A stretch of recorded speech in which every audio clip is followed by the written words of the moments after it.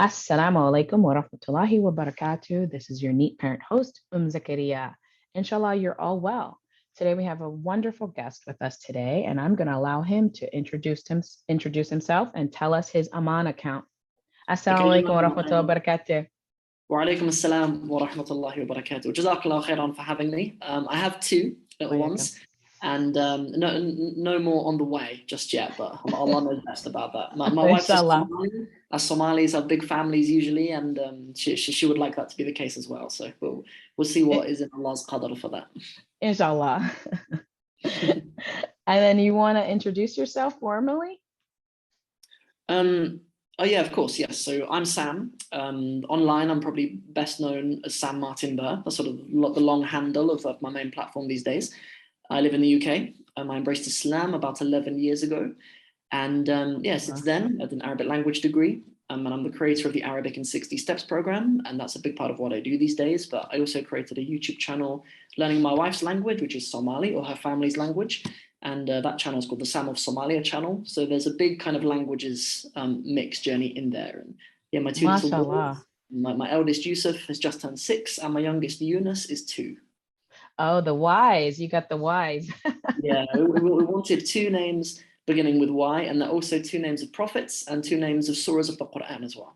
MashaAllah, mashallah. That checks all the boxes. MashaAllah, tabarakallah. Yeah. That's wonderful.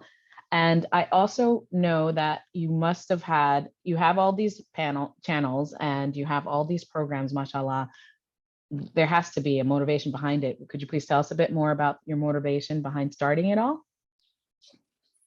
I think I really care about belonging. I don't know if there's something about a person who chooses to embrace Islam and in a sense leave certain parts of their culture, but I see languages as a really big part of belonging, and the Muslims learning Arabic particularly is a big part of us feeling belonging in our own tradition. And that's a big part of why it's sort of the Arabic language is probably the main focus in my career. Like I want Muslims, particularly in the West, to feel a connection with our own heritage, from a religious perspective, like our own scripture, and as well as our lands as well. Like a big part of wanting to learn Somali and promote it and stuff as well is a lot of it's not just about our connection with our scripture, but with our own countries and our communities as well. So perhaps it all comes from a sense of wanting belonging and valuing belonging in some way. I think that's probably where it all stems from. Totally, mashallah, tabarakallah. That sounds great. It's actually probably the essence of many who seek to learn Arabic or who seek to learn a little bit more about our deen, and the sources tend to all lead back to our deen, which is great, mashallah.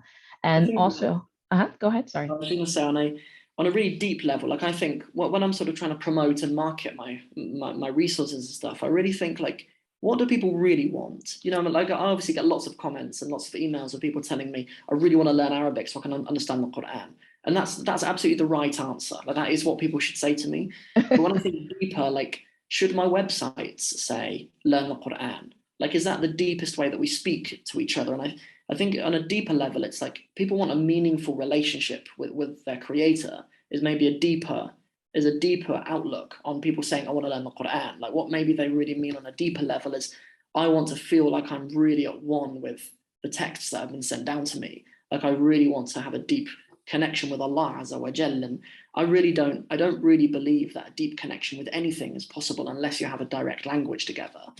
But perhaps some types of connection are possible, but I think language is such an enormous blessing and a ni'mah that we have as humans, and how Allah celebrates it in the Quran is something really beautiful as well. Yes, totally. MashaAllah, tabarakallah. I am curious if before you became a Muslim, alhamdulillah, you became a Muslim, were you able to speak any of these languages? No, I forgot to ask you that before. Yeah, sure. No, I grew up in a completely white English, sort of working / middle class family, I guess. I grew up in a place with like most people who just look like me as well. I didn't grow up in a very like ethnically or religiously or linguistically diverse environment. So if any of your audience or yourself have come to the UK and been to Cornwall, that's where I grew up. Cornwall is sort of known as, it might be comparable to like America's like Actually, not really. I was going to say Texas or something, but Oh, Texas is very diverse in some of the cities, isn't it? Like yeah, Dallas, mashallah, that's very it's diverse, very diverse. mashallah. But Yeah, yeah, but mashallah. it might be comparable to Maybe like something. Alabama. Yeah, maybe more like that. Yeah, like Cornwall is very homogenous, very like just very, very white Cornish and white English. That's the kind of environment I grew up in. So I actually had never even heard, like, I never heard or met an Arab until I was about 18. Like Wow. me first putting on headphones and listening to the Quran through like a website like Quran Explorer or something. But that Yeah. was the first time I'd ever heard, Ayn on Sad and Qaf on Dad. I'd never heard those sounds even before until I was like, 18 years old. Subhanallah. Yeah. Subhanallah. Wow. That's great. And it's the qadr of Allah subhanahu wa ta'ala that you are where you are today. Alhamdulillah, shukrillah. So it's actually interesting because you said that where your background, where you grew up, and you also mentioned that mashallah, your wife is from Somalia or is Somali. I'm not sure if she's British Somali. I'm not sure how they call it in the UK, but in United States we always say like hyphenated, Yeah. like French American or Yeah. Malian American or Somali American or so basically my parents were immigrants to the United States and I was born and raised here as well, but they come from countries where it's absolutely diverse, but at the same time they speak multiple languages. Both my parents, mashallah, speak. One has passed away, may Allah have mercy on his soul, and they spoke several languages to each other. They only spoke French because that was the common language they had to each other. But as children being raised in the United States, my parents only spoke to my siblings and I in English. So the fact that your wife is Somali and that you're British and you're able to speak many languages, mashallah, how many and which language do you speak to your amana and why? So at home, our main languages are English, of course, and British Sign Language. Because my wife, she's actually hard of hearing. The reason why she's not here today is because audio-only podcasts aren't that accessible to deaf people. Yeah, So she wasn't unfortunately. able to join me today. But I had a good conversation with her about this and the kind of things we'd talk about. And so those are the main languages at home. Like my wife's strongest language is sign language. It's not, I say Mashallah. strongest rather than first because she was actually raised in Saudi Arabia. She lived in Saudi Arabia till she was about 16, Oh, and wow. then moved to the UK. So had to learn English when she was 16, and was also hard of hearing. Like something when I first met her, something I really admired about her was how she'd learned languages against all the odds. Yes. Like if you're hard, like Mashallah. it's difficult to learn languages as a teenager, as an adult anyway. Yeah, past 10 years old, it's like pretty locked in, solid. it's, Yeah. it's really hard. Like I know how hard that is. And so I've met my wife and seen like she got an ear infection when she was about 8 in Saudi Arabia, and there just wasn't access to the healthcare to get her what she needed. And she lost her hearing Subhanallah. completely in one ear, and she's almost deaf in the other. So we call her hard of hearing. Yes. Yeah, Subhanallah. so like she had grown up speaking Arabic at school until that point, and then lost her hearing and had to learn Arabic Sign Language. Came to the UK and had to learn English and British Sign Language, and also like with her family, learned Somali from her family as well. And they all speak Somali at home. Um, but yeah, so that's kind of my wife's situation with her languages. And when I met her, because I'd actually started learning Somali before I met her. It was actually Wow. Subhanallah. yeah, I know it's unusual, isn't it? Yeah, I Yeah. think I think that's what won her over. I think that's why she accepted it in the This was first. a keeper. Yeah, exactly. Subhanallah. Yeah, Mashallah. yeah, yeah. So it was in my final year at university when I took Somali as one of my modules in my final year. And yeah, and then I met her. So at home, her strongest language is sign language, and obviously Mashallah. although I speak Arabic and good Somali, like it's a whole effort to produce a language that doesn't come as easy as your mother tongue to you at home. And I Yes. think the deep relationship that we want to nurture with our children and the capacity for communication we want to develop in our children, that really needs to take precedence over like overly forced multilingualism. I think like I'm a person who loves languages. Like I want to see my children raised multilingual, but like Inshallah. for the most meaningful connection with your children, I think them having one language that they communicate with in a really meaningful way, and they really learn to express themselves properly and stuff. I think that is something that really means a lot to me. So like with sign language with my wife, my children use sign language with her, and they, it's been amazing, interesting watching them learn sign language, because children can learn sign language much earlier than they can learn spoken languages, because it's much easier for a child to move their hands than it is for them to do this really complicated thing with their voice and their breath and their tongue and their lips to form words. Like, it's quite a hard physical task to learn. And I remember watching my children when they were maybe 6 months starting to say like milk and Milk, mummy yeah. And thank you. daddy Yeah. and water. And Yeah. it kind of gives Mashallah. children like a 6 month, year head start on learning to express themselves. And it's so sign language is really beautiful, actually. Watching my wife communicate with my children in sign language, and Mashallah. yeah, mashallah. It's that's kind of our situation at home. Mashallah, tabarakallah. That's wonderful, because it's like you also had to learn a new language as well. You, the linguist, or or the one who knows several languages, you had to add ASL, or I'm not sure if they call it ASL in the UK. We have BSL, British Oh, Sign. BSL.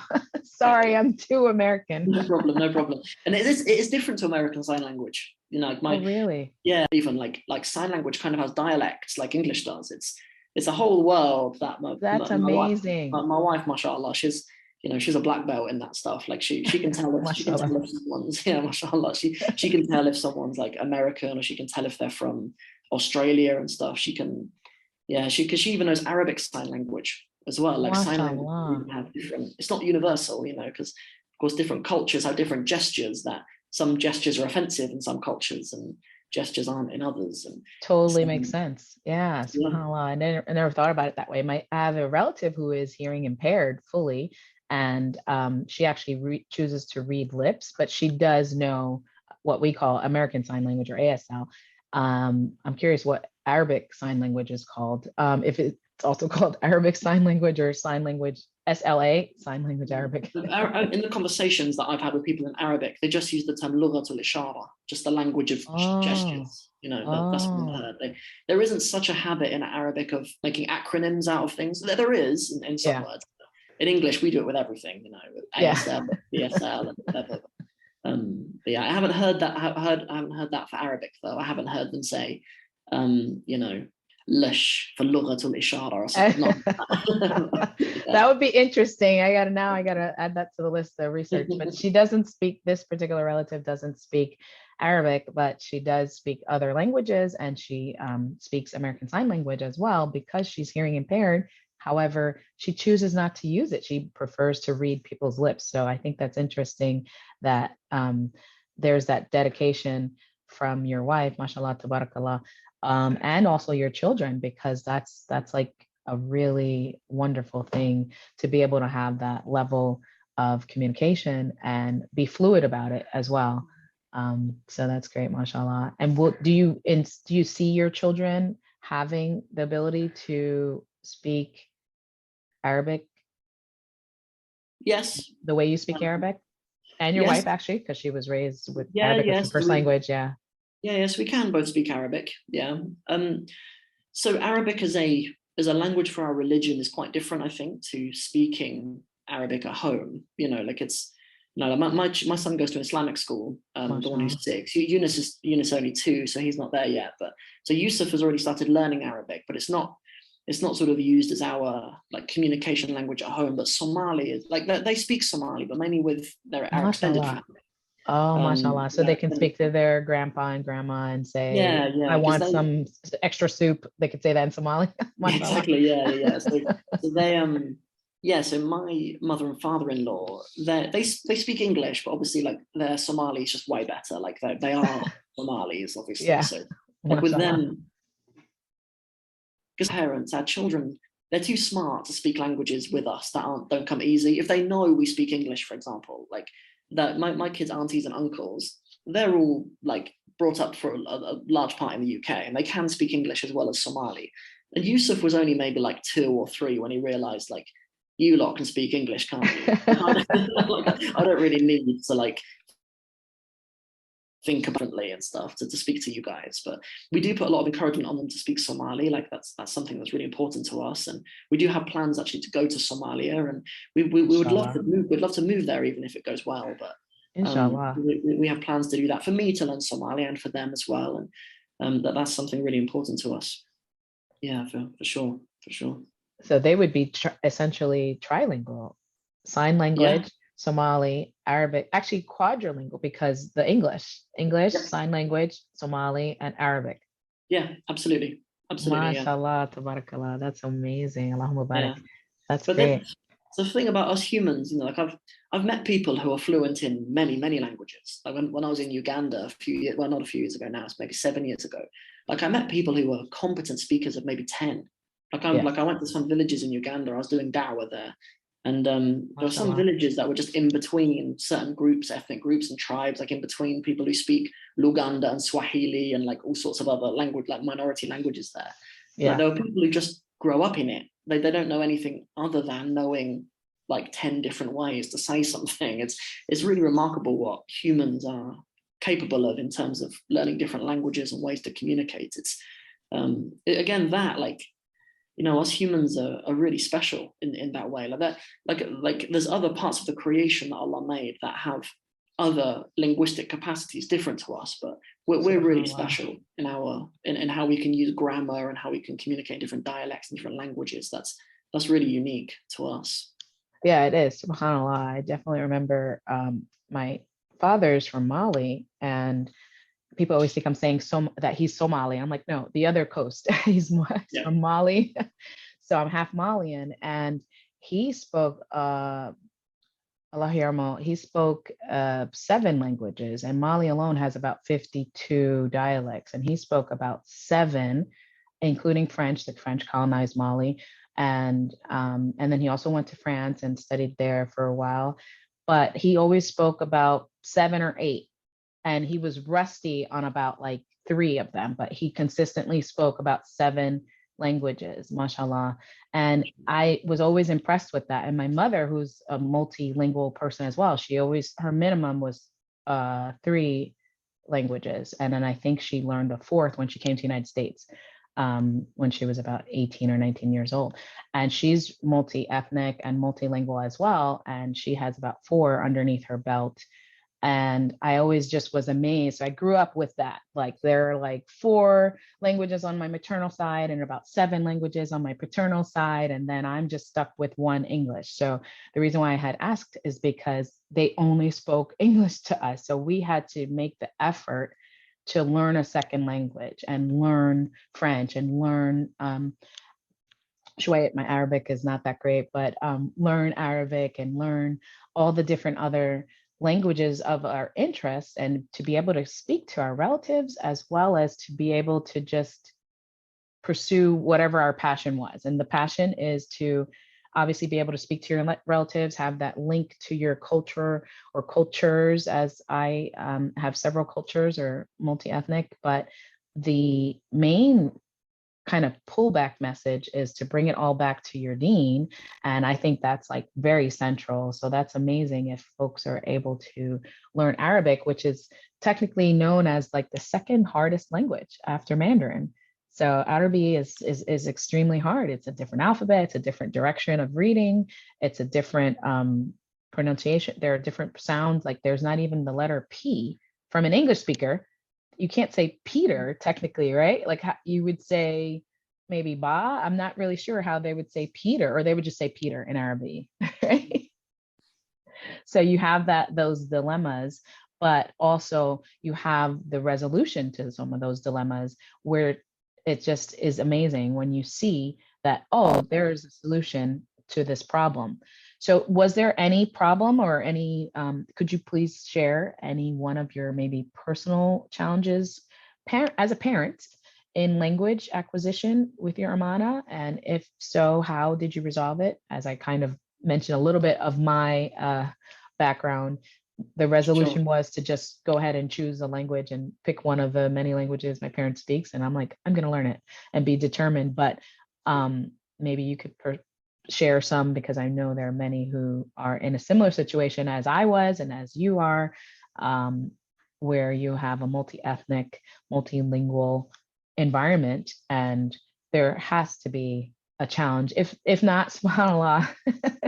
But For if you sure, do there are, have yeah. one, if you could share it, yeah. Absolutely, yeah. So, I kind of have the easy end of the deal because my responsibility is speaking English, and we live in England at the moment, and so it's all kind of my side of the deal is kind of the easy bit, really, because so we don't really have a struggle in that sense. But like you were saying, I guess one of our hurdles has really been doing a few languages properly rather than trying to spread ourselves too thin. Because, as you say, like we have like four languages between us, English, British Sign Language, Somali, Arabic. And we just got to the point where, because initially, when I first got married, I had very idealistic ideas of like our kids are going to speak like 7 languages. We're going to like have them in this school, and they're going to do this. They're going to be a hafiz by the age of 5 or something. All these kind of idealistic sort of expectations. MashaAllah, every Yeah, parent, yeah, every Muslim exactly. parent. Every parent, right? So like having those languages and thinking, well, how do we fit all these in? And our solution, so similar to yours, was that we do a few properly rather than spread ourselves too thin. But so that's I guess from my perspective. But on my wife's side of the family, which I also take really personally as well. Like I take it really personally that my kids will grow up to speak Somali. I don't quite know why I'm so protective over Somali like that.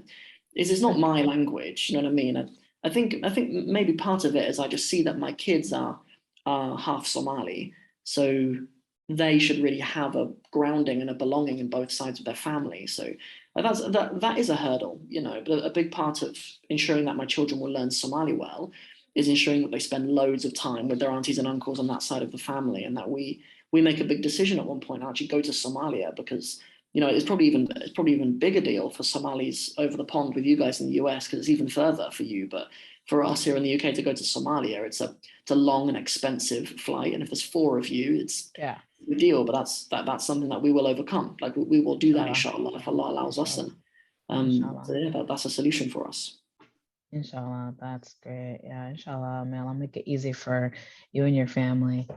I mean, And is there something in general, or maybe not necessarily in general, but just the fact that our ummah is so diverse geographically, as you were even indicating, how it is, Somalia is far from the UK and it's far from the US as well. We have a huge Somali population here, mashallah, in different parts of the states.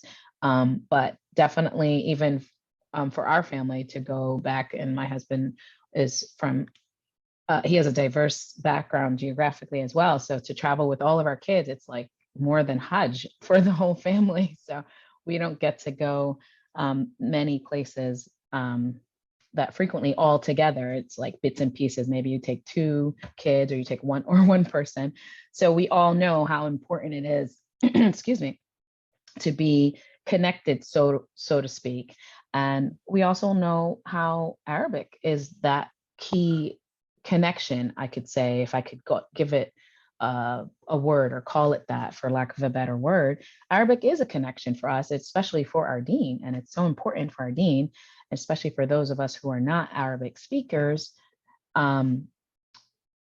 Where or how would you say that you keep the Islamic perspective of your Arabic, inspiring others to learn Arabic and speak it? How do you keep that at the forefront of your services? Arabic in 60 Steps, sammartinburr.com, and all of the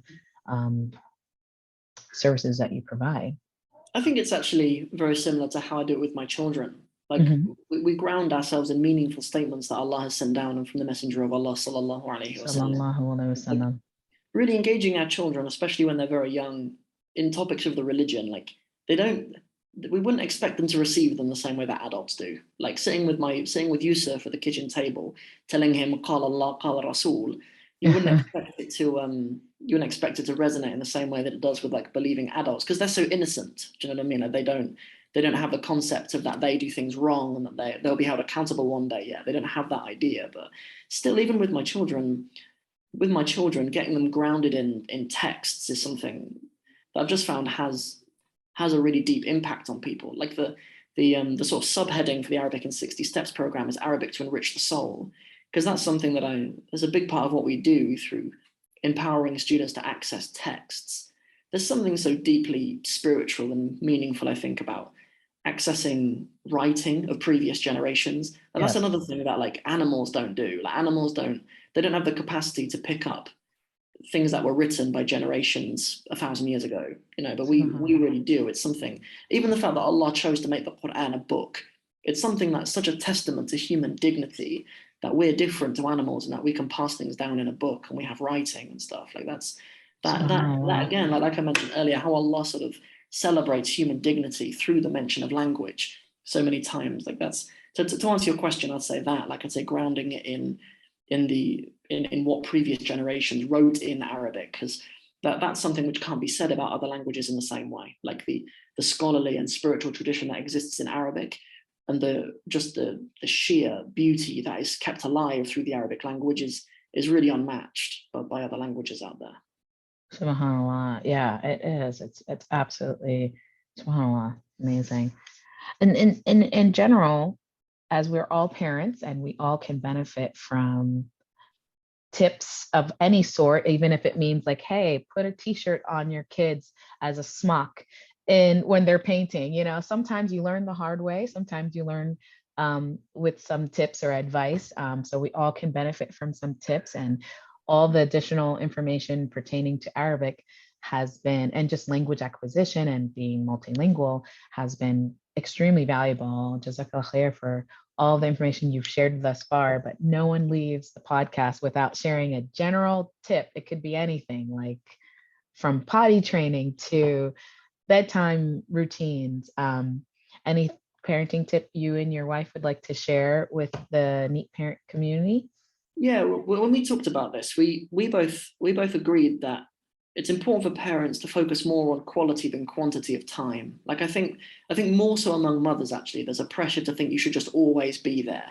Like if Oh, you're not around your children, then you're an absent mother somehow. Or if as a dad you're not like present, then your wife will nag you all the time, and you're not a present father, and you're a deadbeat and stuff. But really, we should, like, especially when we have devices and distractions at home, then we should really, really take it personally that we should make a real effort to make sure the time that we have when we sit with our children, we are truly present. And that time is really good quality, because there's plenty of people who are just around their kids a lot. Like they're just there, but they're not really present. Like I know it's such a simple advice, and it doesn't simple seem is like, not simple is always great. yeah, it doesn't seem like the most profound thing, but particularly I think mothers a lot of the time should take this on board. Like it's maybe more important that the time that you are with your children is really deep and meaningful, and you're really present, and you actually give yourself the permission to not have to just be physically there all the time. Like I know, like I'm not trying to be inconsiderate here, because lots of people don't have the freedom to put their kids somewhere else. Do you know what I mean? But for the people who do have that option, and the kids are with their grandparents for a weekend, or they are with the auntie for a day, or they are at nursery and stuff, really, really not to feel guilty about that. Like remember, even someone reminded me recently that like the early Arabs at the time of the Messenger of Allah sallallahu alaihi wasallam, many of them would send their children to live in the desert for years, like many of them, including the Messenger of Allah himself, sallallahu Sallallahu alaihi alaihi wasallam, spent a significant part of his childhood, like not being around his guardians at the time. Obviously, with him it wasn't his parents, because his parents passed away, obviously, but like there were many Arabs during that time who the actual tradition of like the kind of childcare and even education, it wasn't really with the parents, and in many cases, right? Like Yeah. so, we should think that our role as parents is to impart something more sort of deep and meaningful, and imprint more meaningful things on our children, rather than just being there all the time. So I suppose that'd be my parting message. Yeah. Jazakallah khair. That is a great tip from you and your wife as well. I am absolutely honored to have you and your wife as a guest. And I think that the Neat Parent community can greatly benefit from all of your words today. MashaAllah, tabarakallah. It was great. And also, how can folks benefit from you and the services you provide? How can they reach out and find you? So I have 3 platforms, as I mentioned. It kind of has to be that way. When I try to have everything in one place, YouTube doesn't really know where to put me. So, so I have one channel which is specifically for my Arabic program. Search Arabic in 60 steps, the number 60, 60, don't have to write out 60, Okay. arabic60steps.com, and also at Arabic in 60 steps on all platforms. We have a big podcast, YouTube channel, TikTok account, Instagram, all platforms. Like all of my things are on all platforms. So that's the Arabic stuff. My personal stuff is Sam Martin Burr, all obviously one word, Okay. no characters or anything in there. Once again, that's a website, sammartinburr.com, Okay. on Instagram and TikTok and all the other accounts. And then there's the Sam of Somalia page as well. So that's that's a YouTube channel, which is my biggest YouTube channel.